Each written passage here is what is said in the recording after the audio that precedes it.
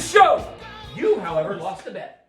Is that what I'm to assume? I lost the bet, but we'll get to that. We'll talk about that in a little bit. Sean, what are we going to talk about today? Well, let's do a little, we always do this on our first episode. We do a little Darby recap. We revisit the district tournament. I think what we do is introduce who we are. For those of yes! you who don't know, That's actually not bad. That is a good call, and I will do that. And you know what? I'll do that after I get through our little opening whistle here. Opening whistle, wow. Yeah, bringing that one back. Yeah. You did not use that in rehearsal, guys. Well, we will talk about the Darby district tournament, which is my favorite tournament of the year. Yes, we know everybody. Yes, everybody. The janitor, the lady working the concessions, everybody. Oh, Linda is so sweet to us. She gives me Skittles, and I love it. Okay. Yeah. So we'll also talk about some awards that were given out. We'll talk about various other topics. But before we get there, Sean, I am Mark. Alongside Sean, we are inside the circle. Still not happy with that. No, that's alphabetical order. I don't know what you want me to do. Go back in time, have your parents rename you. I don't know. But here's what I do know. We are inside the circle, and our goal is to recognize and celebrate the accomplishments of the hardest working student athletes this side of the North Pole. And Sean, I think this year we could be embarking on something new for Inside the Circle. That's my own personal opinion. Oh, really? Yeah, I do. Just because we have, what's the right word? We have a relationship with the community. We do have that. Okay. Good or bad, we don't know, but we have a relationship with the community, and I think it could project us into a new way. And we'll talk about that later. But first, let's talk about the Darby district. Sean, we had the typical 224 contestants that were in the Darby district, and it was a great time. Once again, the Darby coaching staff rolls out the red carpet for us. Oh, they do a fantastic Coach job. Moody is the absolute man. His entire staff, absolute top notch. And you know what I love? And this is so weird. When we're closing down, you see some of the freshmen, the JV guys, they're still there. They're mopping the mats. They're collecting all the stuff from the tables. They're making sure it is ready to go at 8 o'clock in the morning when everybody shows up. It's not just the staff there, it's the boosters as well. Chris Rinaldi, Donnie Cal. I really he won the tournament again. Appreciate everything you guys do. Yes, Donnie Cal, you will be getting your gift card next time I see you. But it's just the Darby community, not just the Darby coaching staff or wrestlers. I mean, they really make us feel like home. I truly appreciate it, guys. That is a true statement, and I appreciate that. Good catch on that. I appreciate that. Let's a little rundown. Dublin wins, 174.5 points. Sean, they did a very good job. Delaware Hayes. Kind of gap there. He kind of had a Delaware Hayes coming in with a 127.5, which was, I mean, that's a pretty good show. Delaware Hayes, I told you guys all year. Nobody will listen to me. I told you. You know, it's so funny to me, and me and Coach Riemann talked before the district tournament got started, how I've been on Delaware for like all year long, 364 and a half days and bailed on them at the 11th hour, which is so unlike me. I always go down with the ship, but man, I just didn't feel it. So I don't know if I am obligated to wear the shirt for a whole year, but I think I might wear the shirt for a long time. But they did get second. They had a great showing. Yes. Old Tangent Liberty rounded out the top three as well. 8 points behind there. But something else happened with Delaware coaching staff there. Mark, what happened? Yes, they did. State Association said, hey, we want to recognize that throughout the entire state, one coaching staff that did an excellent job and provided to Delaware Hayes. And you know, Sean, when you think about it, how can you give the coaches award for the state to a team that got second in their district? Well, don't you reserve that for the first place team in the state? There's a couple ways to go. And that's, yes. One is, I've been petitioning forever. I think we put too much stock in the district tournaments. When you look at all Metro awards, like the district tournament for Darby, the district tournament Heath, or Claymont, or wherever, and I think of like Connor Brady, he was ranked 4th in the country and was honorable mention all Metro because he didn't wrestle at Darby because he got hurt. Like, we need to make year-long or years-long, as you're getting to here, years-long accomplishments as opposed to focusing on one tournament. You were going to talk about that a little bit. I was going to mention how I believe, and I don't know this for a fact, so correct me if I'm wrong, but later, not on a public forum. Will. They will. Yes, they will. I just seen your phone there. S-Pin. All the hate mail goes to him. But I feel that their kids truly are K through 12 pacers. From day one, they step in, they are donning the orange and black, and that is who they are. They accept that and they move forward. And you know what made me think of this? I went to a Athletic Hall of Fame event one time where people were being inducted into the Hall of Fame.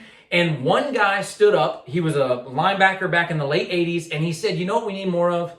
13-year students in one school. And I thought to myself, man, that's actually kind of cool. K through 12, all the way through and through, they are diehards for their school colors, and that speaks to the soul of my 1950s soul. But that does speak to me, and I feel that that is what we get with Delaware Hayes. So like 100% all the way through. This wasn't a year-long accomplishment. This is like a 10-year long accomplishment. Yes, 100%. I would say probably 90% of those kids, maybe even higher, were little pacers, middle school, high school kids. And we all know that. It is harder to coach in some schools than it is others. I mean, it's a fact. You know, back in like 2016, I thought Whitehall should have definitely been the coach of the year when P had that really good team, Coach P at Whitehall. I mean, that's a tough place to win. I mean, them not being coach of the year in 2016 was probably the biggest theft in American history that didn't involve a gun and a mask. I was going to say Fort Knox is still there, but I mean, seriously, there's just tough places. Some people coach kids out of their hallways. Some people coach kids out of other people's hallways. I mean, sometimes it is what it is, and those guys do a great job. Me and Mark have been a fan of those for years. So. Sean, I'm going to give you the soapbox right here. You are quick, and I mean quick, to criticize, but you're also quick to sing praises when it comes to reffing at the Darby District. And I can't say I remember yesterday, so therefore I'm not going to be able to say I remember the reffing. But maybe that's a good thing. Maybe that's good. I can specifically state a couple times that I thought to myself, that's highway robbery. Right there, that what that just did, that man should never wear stripes again. But I got a list of those guys. No, you're singing a different tune this year, and I wanted to give you the opportunity to say whatever you wanted to say. Well, I have been critical. I mean, trust me, anybody who knows me, if I see a bad call, everybody in that gym, including the ref, will know. But I think the last 2 or 3 years at Darby, I've been really happy. I mean, we'd be nitpicking if we point out a certain situation, but Troy Cameron, I believe, has been the head official there for the last 2 years. And the matchups like this ref go with this ref. I think he's done a great job. Green, Rooney, Troy Nichols, the Cameron boys. I mean, really, all of them I thought did a great job. And I'm happy where our officiating is in Columbus. Okay. Now, 5 years ago, most of these guys looked like they just came out of WWE officiating, but we've really done a great job of bringing it all together, and I think they work well together, and I'm really happy with you guys. Well, I didn't see any clenched fists, so that's a good thing. No rakes to the eyes. Okay. That's a plus. Sean, that would have been last year moving into this year, but you know, as we left last year and we came into this year, we have to acknowledge it's not even the elephant in the room. I mean, it's just taking over everything. It's true. COVID, I got to be honest, man. When I found out, I think it was a Wednesday that I found out the state tournament, which was going to be Friday, Saturday, Sunday last year. I think it was a Wednesday. I'd have to go back and watch my Periscope. Wednesday. Was it a Wednesday? Yes. I did a Periscope, and I did a song called Wish You Were Here, because I honestly wished all those coaches from outside the area that we know. Oh, that's some good stuff. I know, man. And I'll be honest with you, man. I was supposed to do a highlight reel.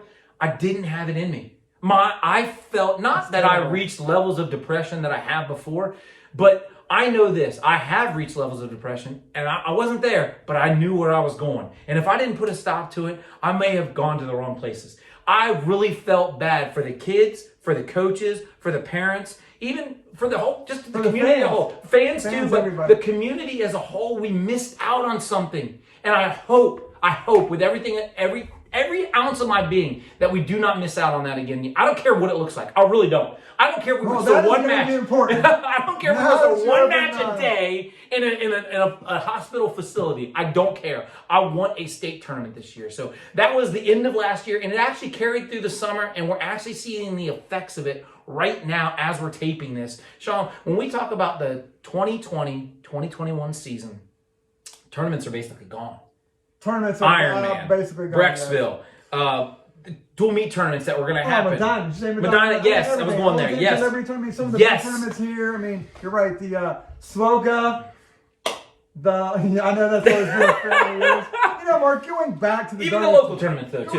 Going back to the Darby tournament that you're talking about and how we missed out. I think one thing we should focus on in a world full of negativity, I think we should focus on that no one missed out on becoming a state qualifier. And when I say that is when you see the emotions on Saturday, I've seen those go-to matches where the kids were really excited, their parents were going crazy, the kids were going crazy, the coaches were going crazy. We didn't miss out on becoming state qualifiers. I think becoming a state qualifier, like that moment when your hand is raised, is truly, speaking of experience, is truly a great feeling. And I think that's something in a world of negativity, let's focus on the positives of the chance of becoming one. So hey, with that in mind, I mean, there were a couple teams in the gym that were riding that horse. I think back to Reynoldsburg, that they had a couple kids qualify for the state tournament. Ratliff. Yeah, those guys. I mean, Forgy and those guys, they put in a lot of time and effort. We go back to talking about some areas that's just tougher than others. That's a community thing, and those guys really pour their heart and soul into their kids and their community. And to see the excitement, the smiles, and then waving to the crowd and stuff is a great. Westland, oh my God, if we could give like a pride award away. The Hurley boys, those guys, I think everybody that wrestled in Westland in the last 10 years was at that match cheering for. I mean, I think the refs had to tell them to calm down once. That's all I'm saying. I mean, they really were just so pulling for each other, and I think that is the key to focus on as opposed to looking to the dark side, that, man, we had that moment of such energy and such excitement for the people who did qualify. True that. And as we move into this season, we're looking at tournaments being dismantled, and they're sort of becoming duels, tries, 2x4s, or even quads. So ultimately, we've lost out on the tournament feel for the season, but we're still going to get some wrestling in, and I'll take that. And, I will take wrestling. I mean, come on, let's be honest with each other. Wrestling breaks about every single social distancing guideline you could have. But the good thing is, Mark, after I wrestle you for 6 minutes, I can't shake your hand. That's true. That is come on, we're drawing lines somewhere. That's very positive. In the right direction that we're doing there. Hey, I do have a question for you. And you just mentioned it, how wrestling is sort of the antithesis for all the protocols that are in place for COVID. Do you feel that participation numbers will stay the same? I don't know if they'd be rising, so I'm asking, do they stay the same or do they drop, or what do you think? They're definitely dropping. They're talking to not only area coaches, but from coaches around the state that I've talked to. We have definitely seen a downtick in the participation. And where I really think it's going to hurt at is the kid who's not ready to be a varsity guy. Like middle school wrestling is going to be down. Maybe kids are trying it for the first time. They're probably going to wait a year. A lot of school JV kids, if I'm not going to start, and I don't know how much JV matches I'm going to get in, I may not wrestle. Guys who are football players, let's be honest, football players sometimes say they're going to lift or whatever. If I'm a D1 guy who's a senior, am I risking getting hurt when I got a college scholarship looking me in the eye? So I think that 100% numbers are going to be down this year. Well, that's a bit of a bummer. But give me that silver lining, Sean. I will give you silver lining. I think girls wrestling is really going to be at the numbers we talked about. I think last year they were talking about 500 people at the girls' state tournament. That me and you thought was a little high. I think maybe they came in around 350. Yeah, I think so. But this year when I talked to Delaware, I talked to Berlin. Like Delaware's got 20 girls. Last year they had 3. I mean, there's just so many schools where girls wrestling has really picked up. Hopefully this won't set them back a little bit, because I feel like they're on a roll and really have a lot going for them right now. Big momentum. And if we're going to, and we were supposed to have a rematch of Olentangy Orange versus Miami East, and those two teams finished number 1 and number 2 in the state. They had a duel early in the season at Miami East. They were going to return the favor and come back. It was going to be the first week of the season. Now I think it's being pushed back to the second or third week of the season. I'll get that date. We'll get that date moving forward. But, Sean, there are going to be events that do occur this week. And I think it's important that we talk about those, because that's going to lead into what I was talking about in the beginning, was how is ITC going to be involved in all this? And I don't know the answer to that, but I will say this. If you don't have a social media person right now, you're a little behind the curve. You need to find that kid in the hallways that represents your school colors to the best of his or her abilities and get them involved somehow, because we need people to have access to these matches. To me, that's what we need. I do think one thing, talking to a lot of high-ranking officials in the state for wrestling, I don't think fans are going to be at a lot of these events. When I say fans, like non-family members, I don't think the average guy could just go watch a door. I think most events, me and Mark are going to try to be as much events as we can. We've talked to some ADs and some head coaches, and they're more than welcome to see what we can do to stream stuff. So if you see Mark at an event and I'm not there, there's probably a 90% chance that event will be streamed. If you want to tell somebody who's not there, like whatever, hey, this match might be streamed so you can see little Johnny. If you see me there and Mark's not there, there is 0 chance that it will be streamed. Real quick, me and Mark were working on some ITC stuff. We didn't know if we were going to go green screen today or whiteboard, but we ended up going green screen. But he's talking me through it, and he tells me just to press any key, and I'm like, dude, I cannot find the any key. Where is the any key? I mean, truly, I have no clue. True story. True story. Oh, man. So you will not see me doing any filming if I'm at an event and Mark is not there. That's true. But we like to go places together, but it doesn't always happen. We try to spread out too. With that in mind, Sean, there is an event coming up this Thursday, December 3rd. Okay. That event is Watkins Memorial at Taze Valley. I reached out to Todd Nace, who is the coach of Taze Valley. He's been there for 20 years. Time out. You said this the 3rd. I did say the 3rd. Watkins is at Tri Valley. Yeah, they're at Tri Valley. Todd Nace, he's at... Oh, my bad, Tri Valley. Okay, the TV is messing me up. Hold on, real quick. Cut. S-Pen night. How your shoulders holding up, Coach? Hey, listen, true story. Let's rewind that back. Hey, moving forward, though, this week, December 3rd, Watkins Memorial travels to Tri Valley. Last year, I actually taped it, and I was informed of some protocols that I didn't follow. This year, I followed them, and I'm allowed to record or stream this event. So Watkins Memorial versus Tri Valley. Now, granted, Tri Valley did drop to D2. However, I still think it's going to be a great dual meet, and it'll be a time. I think each kid gets 2 people to be allowed in. So, I mean, that's... Oh, that's what they're doing? Yeah, but like you said, if I'm a graduate of Tri Valley and I want to watch my friends, I'm 2 years out, I want to go to that dual meet. But you're not going to be allowed to now. So what am I going to do? You're going to have to get on to Inside the Circle. Hello, Inside the 360 on Twitter. Get on Periscope, baby. Let's go. So if I go to a Liberty event, if I want to watch Liberty, how am I going to do that? Well, if I would have to be there for that. I would have to be there for that. So I don't know if I can get from Tri Valley to Liberty in time, but I do know this. How do I get there? I don't know. No, you remember you're like, we're going to go up 71 yeah. 161 hey, across. It's been 9 months. We need to get something going here. December 3rd, Watkins Memorial at Tri Valley. And then on the 5th, there's even more wrestling. A lot December of wrestling, 5th. actually. Yes, there is. Mount Vernon was going to have the John Brown Invitational. It was going to be the first, the inaugural event for the John Brown Invitational. And, you know, Nate Cornell, the coach at Mount Vernon, sent me a text. Guy. Phenomenal Super individual. Guy. He actually sent me a text and he said the JBI. And I looked at it and I sent him back. This is no word of a lie. I sent him back, hey, when you reference the John Brown Invitational, please spell out his name. He deserves it. And he said, that's why I love you. And that's why you get red carpet treatment, because you understand. You get it. So that event... That event, this guy must not have personally met you. That event has now, I don't want to say deteriorated because it hasn't, but it has been shed of some teams. They're keeping it with 4 teams, and this year's solid 4 teams. Yes, you've got Delta coming down from the northwest. They're going to be Mount Marion Pleasant coming down from basically the northern central section, traveling to Marysville, and you'll have Dublin there as well. So that's a big deal. I like that. That's kind of a big deal. So those teams will be taking those 4. It was a field of 16, I think, to start. Yeah, they're going to run that big auxiliary gym out there. They're going to really have it going. Mount Vernon has a new wrestling room. I'm just saying. There's another quad going on in Central Ohio that day too, up at Old Tangy Liberty, bringing in Toledo Whitmer. We're going to have Western Brown come up from Cincinnati. Woo! Wow. And then St. Ignatius. Yes. I mean, that's some legit wrestling right there. That is. Well, that's from all areas of the state. Ooh, quick. Toledo. Yeah. West, oh, my God.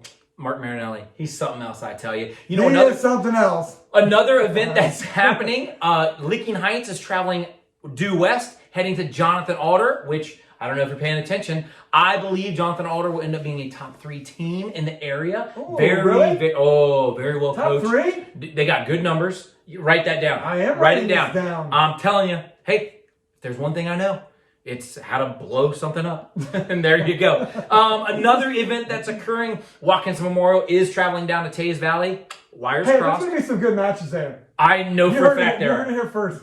I love Taze Valley this year. Not to give anything away yet. Okay. That's going to be a good match. Okay. I'm writing it down. You see me writing it down. You see me writing it down. Okay. You're still on guy. I did. There's something else going on too in Newark. Newark's got something going on too. Newark does have something, but before we get there, folks, a little product placement. This is the Inside the Circle coaster. Anywho, Northridge will be traveling along with Clear Fork, along with Dover. Ooh. Top team in the area out on the east side. They'll be traveling to Newark for a quad. Could be a 2x4, could be a quad, not sure on that. So that's kind of a big deal, Sean. Those are some of the events that we know. I know that some schools have been sort of put on hold for the first bit of December, so our information is limited for what we have, and I know the events are limited too. So It changes constantly. and it does. I mean, it really does. I think that's something Yes. we're going to talk about. What we're going to basically talk about is not what's going on, but what's not going on. I mean, let's be honest here. There's a lot of changing, I think, schools' schedules. Did my county go purple? What is my school district doing? So the information we put out there, we're going to try the best we can to follow us. How do people follow us, Mark? Twitter, Facebook? What's Twitter, Inside the 360. We do have a Facebook page, Columbus, Ohio. Mark Sean, maybe? I don't know what most people follow us by. yeah. I would say, ooh, dang, that's a great question. I think Twitter is the best. So we'll try to put Twitter updates on there Yes. if schedule changes or when we find out information. One thing you guys can do for us is send us your December schedules so we can get it out to the people. Maybe we can go film it so people can watch some wrestling as opposed to just sitting on home flipping through the channel. Eating bonbons. Yeah, so. What, do you like bonbons? I No. don't. I don't like I don't eat those. sugar. Oh. You don't eat sugar? What? Huh? I think we eat enough I don't either. I think we eat enough for the both of us. Sean, the nitty-gritty is about to occur. We don't have a whiteboard, but I want to talk top 10. You know, I wasn't going to do a top 10. Talk to some area coaches Twisted like, his hey, arm. let's do it. It's like, we need something to talk about. We need something to do. But I'm like, I don't know. Some schools are going to wrestle. We're really green here. I don't know. But they talked me into it. I'm going to give them something to chew on here for a minute. Before we get started, we talked about the state tournament, what's going to happen. I was personally shocked. And I mean absolutely shocked when I was talking to coaches last year around the time the state tournament was going to be held. Yeah, okay. And I talked to this one coach, I called him on the phone, like, what's going on? And this was the week after the state tournament was supposed to happen. Yeah. What's going on? He's like, we're training. I'm like, you're training for what? The Super 32? Like, I'm lost here. He's like, for the state tournament? I'm like, are you guys kidding me? And I'm shocked, totally shocked, that the number of people that thought the state tournament was going to be wrestled. Yeah, because they didn't cancel it at first. They postponed it. No, I'm talking about like March Madness, Wimbledon, the Masters, the Kentucky Derby, March Madness, the British Open. These are billion-dollar, I will say that again, billion-dollar sporting events, global sporting events, but yet somehow in Cowtown, USA, we're going to run this amateur tournament. Like, I was absolutely dumbfounded that people thought that tournament was ever going to take off the ground. I'm going to say it one more time. I don't care if they have to wrestle one match at a time in a hospital. I want a state tournament this year. Billion-dollar enterprises were shutting down. But I lead that into this year, talking to people, as Mark said, we have very long arms after doing this for a decade. People are starting to see that we're just not some Two clowns. We actually do care about the sport, and we actually do try to do what we can for the sport. The people I've talked to, I do think we're going to have a state tournament, but the chance of having the three divisions together at the Schottenstein Center, I will say, is probably not going to happen talking to people. What we don't want to do in here, because two things happen when you watch news telecasts. What are those two things, Mark? Hey, if you watch it, you're uninformed. If you don't watch it, you're... No, that's not it. Stop. Wait, reverse that. Reverse that. If you watch it, you're misinformed. If you don't watch it, you're uninformed. And what we don't want to do is put out faulty information or unfactual information. So, again, we're just trying to get out there, because I think what we need to do is what OSHA has already done, where they sent out, they sent out the surveys. Do you want to Yeah. I think we need to do that. The state needs to have some transparency at this point. Not we, but the state does. We don't want to be the Big Ten all again, where we're not playing football. 2 weeks later, we're not going to review it. A month later, we might review it, and then 2 weeks after that, let's play. Yeah. We can't have it. That's where you get angry or upset people. Yeah. The state has thrown out about every possible scenario to make it happen this year. I truly think they want it to happen. I mean, the new president doesn't want to come in and start canceling the state tournament for basketball, state tournament for bowling, state tournament for wrestling. I mean, you don't want to do that. That sets a bad president going forward, right? You need to show you're for the people, and I'm not saying that I'm speaking for him. I'm saying you have to think that's going to come into play. Let's be honest, politics do come into play. But I think that the solutions they're looking for are very wide range. Maybe we can't have the sectional district state tournament back-to-back weeks. We might go to a 2-week gap, and the reason why I say that is, say I'm the number one seed at sectionals, and I wrestle some skinny kid from Franklin Heights who's 0-18, and I pin him in 30 seconds, and then he gets pinned in the first round of consolation, and I win my sectional. 2 days later, he has COVID. Yeah. Now I have to be quarantined because I touched him because of the drink. Is that fair to me because I happen to wrestle him? No. So that stuff's going to have to come into play. I like the idea of the state maybe putting a committee together, which might be in the works, and I like the idea that they are throwing out every single option. Yes. Even the bad ones. You know why we need bad options? Because when we hear the right one, we know it's the right one because of the bad ones. The state tournament, maybe 8 kids. Maybe only 2 people come out of a district now. Maybe we have one location for Division 1, location Division 2, Division 3. Again, I think the state is truly trying to do what they can to have it a state tournament. I just don't think we're going to have it at the Schottenstein. Yeah, like normal. Right. Oh, timeout. What's that going to mean for the former teacher from Fairfield who does the national anthem every year? Sorry, Mrs. I forget Johnson. her name. Ugh. I know her name, and I'll think of it at 3 a.m. Yes. And I'll text you. I'm like, that's the name. She does a great job, too. Phenomenal job, and she has for the last 20 years. Well, I think people are worried about that. And I think you think more people are worried about wrestling? I think they're just worried about what's going to happen. I agree. Again. Well, Sean, it's a tough thing, so. I'll say this. I would love nothing more than a committee to be put together to get all ideas. I love what you said about a negative example or a negative option because we realize that's not working. So when we realize what's not working, we can push it. It can push us towards what is working. Speaking of what is working. You know what I think they should do? Bring back Follow Your Man. You need kicked off this show. That's aka.cruiser.1. If we brought back Follow Your Man, we could do a 16 bracket in one day because we wouldn't have 5-match rule. That's some good stuff right there, buddy. I would love for someone to go in the brackets since they've gotten rid of Follow Your Man 1999 and tell me how many people. The Follow Your Man was like done in like 87, 88. I have the bracket. Was it? Yes, it was. I have the bracket. This guy. What are you talking about? I wrestled in the state tournament 91. It wasn't Follow Your Man all the way. Yeah, my brother wrestled in 94. And what happened? Or 93. He got beaten the first round and he was out. It was changed because it went from finals to semifinals. Okay, yeah, but they still had it, Follow Your Man. Okay, that's all I'm saying. My point is simply... 98, I think. I have no clue what my point was. Hey, no. Your idea of Follow Your Man is ridiculous. Why would you do that? What I was going to say is, Sean, we know what does work. That's what I was saying. We know what doesn't work, and that pushes us towards what does work. I know something that's working. A lot of teams in the area, they're practicing, they're doing what they're supposed to be doing just because they know that's what they should be doing. And there are 10 teams that we're going to mention right about the top 10. Sean? We're going to start at number 10, and again, this is probably going to be the hardest year to project or predict teams. I think when we get to Darby, it's going to be incredibly hard to do it because we're not going to have any really sustainable information to go from. One thing I think is going to be an issue this year, when I say issue, is hard to project, is what weights people are going to go. No one's going to cut weight for a door try. Let's be honest with you, it's not going to happen. That's true. So you might see a lot of late season move downs once we get to that point, or somebody might make weight before Christmas just to have the 2 pounds in their pocket when they get to the sectional tournament. But I wouldn't put too much into what people are wrestling because that's probably going to change. But anyways, let's go with number 10. Number 10, we're going to have the Cougars of Westland. I think this might surprise people, but we're looking at the Darby picture. This has been debated since the beginning of time. Do we do it off of tournament strength? Do we do it off of Dolby strength? But they have 4 potential state qualifiers on that team. You got the Jude Boys times 2, which have to be the most entertaining people to Guaranteed. watch. I mean, those dudes are hitting like 5 moves at once in 2 seconds. Those guys are constant goers. You got state qualifier Palmer, and then you got state qualifier Hurley there as well. If they can find a couple more kick-in points, these guys could definitely be in the top 10.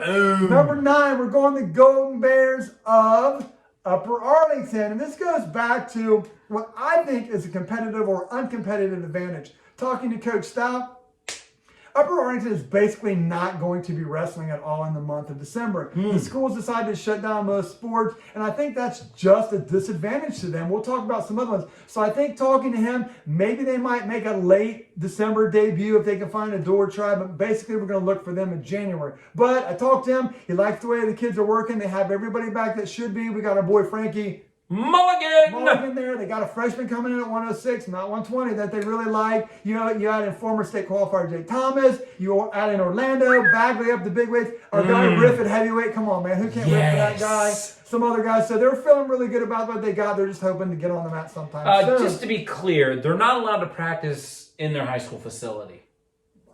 I'm not positive about Upper Arlington. Okay, got you. They're not allowed to compete until Gotcha. I believe he said after the 18th, which is the whole OCC thing. Gotcha. But he doesn't see them wrestling until. So we will get to what you're talking about a little bit later. Gotcha. Westland, Upper Arlington. Next up, the Pacers of Delaware.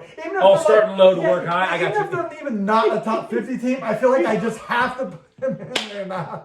But anyways, Delaware, we're going to have them at number 8. They're going to bring back our state qualifier up there. They got district placer Eater. Yes. And you got some guys with district experience there. You have Ross. And then you have Kingle, the heavyweight, who really came on late there. You know what you get when you have a Delaware Hayes coach team? A very good, disciplined, well-coached team. I agree that has worth its weight in gold, so I expect them to have a pretty good team. They liked their 6-pounder last year, just a little bit undersized. So you got those 4 guys who can anchor the weight there. Get in some kicking points again. Maybe they can make a strong push as well. That's good. At number 7, me and Mark disagree with this. So, I really don't tell Mark most of my predictions or rankings because he'll pick them apart. And this guy's back like 0-18. We'll talk a little bit more about that when we get to the Darby projections. But he always tries to get me off my picks. At number 7, I'm going with the Warriors of Watkins. Somebody asked me a couple weeks ago to give me a sleeper team. This was the team I got. They don't have any like superstars, but I think across the board from 6 to heavyweight, they really don't have a bad guy there, Mark. Well, no, I agree. No, when you say that, now that you say that, I think to myself, well, Louts at 106 was a district qualifier. Capper was a district qualifier. Cameron was a district qualifier. I think even their heavyweight, not Soto, but rather Doyle was a heavyweight. So you're starting to look at some kids. Dresch at 145. District qualifier. Yes. And I know they a couple years ago it was either a couple years ago they had a 7th grade or an 8th grade kid that was really good in Albury. So I mean, you've got some tough kids. Can you imagine a team that had 14 district qualifiers that all went 2-2? Man, you've been saying. I know. I'm not saying these guys are going to do it, but I'm saying that would be a very difficult team to wrestle in a dual meet. You know what I'm saying? No, you don't have any walking forfeits. There would be no walking forfeits and very little room to breathe because all those kids are going to give a maximum 6 minutes every time they go out there, and that'd be crazy. You know the other thing I always say? What if every match went into overtime and you lost every match? You would lose that dual meet 42-0, but that would not tell the true story. But anywho, you were going to mention number 6. I will say this. I was going to say you got Upper Arlington, Delaware, and Watkins. I will say this. About those 3, I would love to see a try. I would actually go to a try event. And I hate tries. You know I hate tries. You know it. I would go to that try because that would sort of let the dust settle and give me a better picture of 7, 8, and 9. I'm being serious there.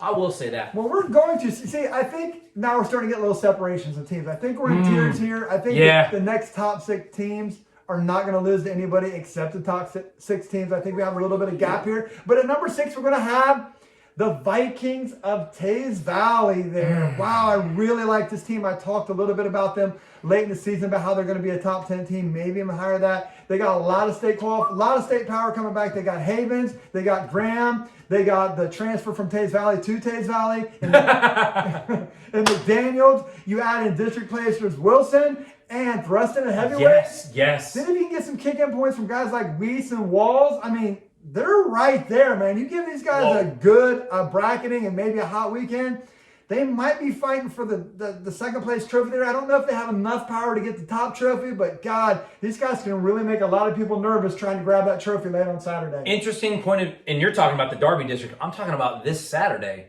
2 teams that you just listed, number 7 and 6, they're going to be dueling. Man, I wish there was some way I could watch that. Well, there is, Sean. There is. Ooh, hopefully, I don't know. I should say this. I got to check the Wi-Fi when I get down there, the reception. If it's bad, then I'm in trouble. But if it's good, it's on, baby. Yeah, it is. So, hey, be ready. I'll do what I can. That's all I'm saying. Sean, that's number 6. Number 5. Number 5. Now we're starting to get in the top 5. At number 5, we're going with the Gales of Lancaster there. These guys are coming in with 50. These guys kind of peaked. These guys were really rising maybe 2 or 3 years ago, peak. Now they're starting to come back a little bit packed there. I think this might be maybe their year to grab one. They got Reed and Egg in there fighting out for them. But then you got people like Locke. You got people like Titan Johnson. You got Hustler times 2. Yep. I do hear the Hustler, who was a state qualifier at 106, 2 years ago, is coming back. Yes. But he's kind of behind the 8 ball there. When you move up 4 weight classes and you're off a year, you got to get some of that ring rust off. So just to see his thing. You know what name? I'm going to give you a name that people aren't thinking about when they think Lancaster. It's going to shock a lot of people. Brody Chase. I really think this guy's like a sleeping giant for them. He's really just been not being able to wrestle at his natural weight because of the lineup, the tough kids they've had. I think he's a guy that can get some points in for. Okay. They got a freshman coming in. I can't think of his name. Maybe 70 or 82. So let's. And when do they start wrestling? They were supposed to. I think they were supposed to wrestle Upper Arlington this Saturday. But So they're going to be on the back burner for a while. Yep. Okay. So That's it. Which is okay. Did you mention? And you may have. I missed it. AJ Locke. Did you mention him? I think I said. Locke. Okay, good. Because that's just another name that I thought to myself. Dang, if they got all those people and you didn't mention him, like man. Let's give one more person. I know. That's what I'm saying, Sean. That's your number 5. Let's go top 4, baby. Top 4 here. Number 4, we're going with the Warriors of Westerville North. And we talked about a little bit in the beginning about how some programs aren't wrestling. Westerville schools right now is shut down. I mean, completely shut down.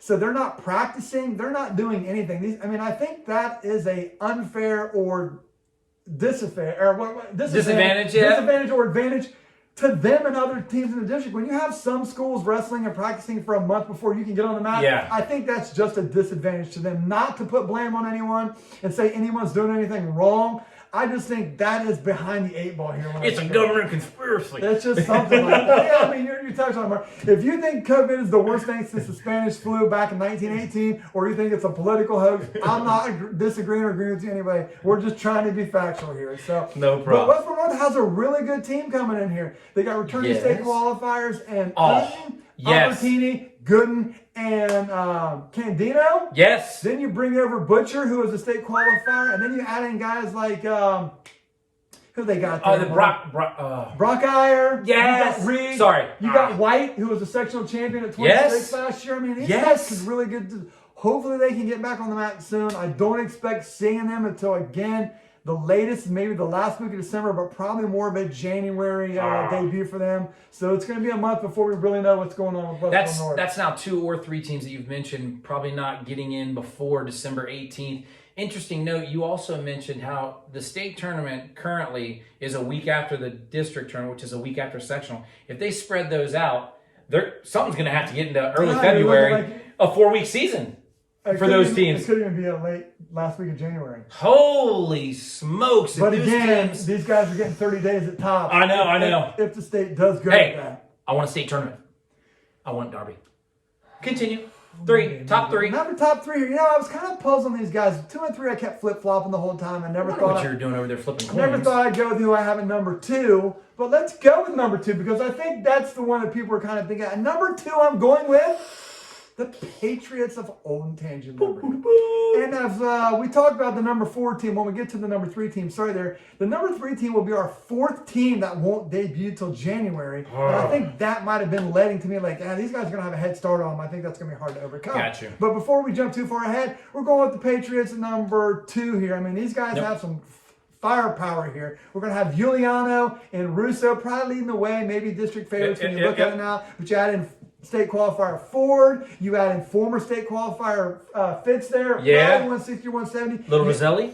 You add in, I was trying to steal my stuff here. You add in guys like Genter. I mean, this guys could really be something. But where they're going to get most of their firepower from, if they're going to make a push to the top level there, is these 3 incredible freshmen they're bringing in. They're going to bring in Roselli, maybe 6'13". If that guy's down to 6, I might consider him a co-favorite at Darby.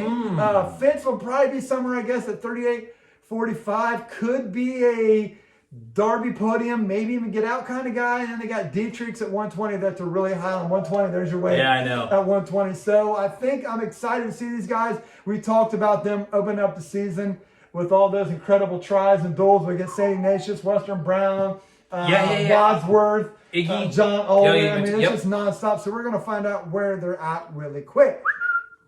At number 3, we're going with the Monarchs of Marysville. When I think of Monarchs, me and Mark used to always praise Lakewood St. Edwards. We would go to an event and seriously, Boone, North Carolina, and you would see 30 people from Eds there and maybe 5 people wrestling. We just talked about it. There are always Eds graduates or people around there supporting their team, supporting everyone. They're just such a family there. And when I think of Marysville, let's look at their coaching staff. Andrews, Marysville graduate. Farr, Marysville graduate, state champ.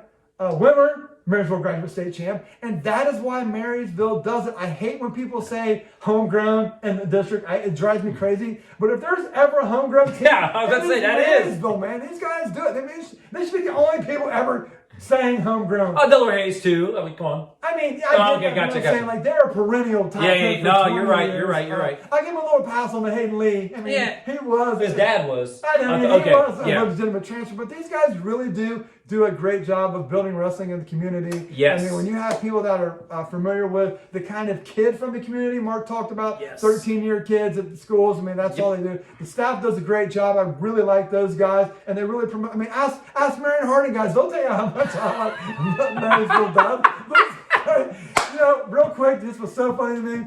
The Ratliff guys are always giving me heck about. Oh, they ought to. You deserve it. And they said that Marysville should give me an honorary degree. And I was about to die laughing when I seen him at sectionals. But not to get too far away, we got Hurd, we got Will, we got Powers, we got Helms, Thompson. If they can get McMean going, fill in with like Brockestaff, who else? They got some other guys there. They got a guy up the heavyweight. Is that what you were talking about? McMean? Sorry. Yeah. The 6 and 13 weren't bad last year. I just think they were a little undersized. If all these guys could fall into place, these guys could really make a push too. Yes. I think if the Darby Trophy is going to be won from somewhere in the top 3 schools, I think if somebody like Westboro North or Lancaster could somehow pull it off, I think that would be kind of a minor miracle just because of the horses at the top. Horses. That leads us to the number 1 team. A number 1 team. I don't think it's any surprise who we have a number 1. I think people kind of pencil them. I think how big of a favorite are they? Sharpie. Not pencil. How big of a favorite they are coming into. And at number 1, we're going to have Dublin, the Shamrocks there. These guys really have done a great job. I think I've said 3 seasons ago, or maybe even 4 seasons ago, they were going to set the record for the most consecutive Darbies won in a row. I remember that. Which is what? Currently 3. You know who the first school to do it was?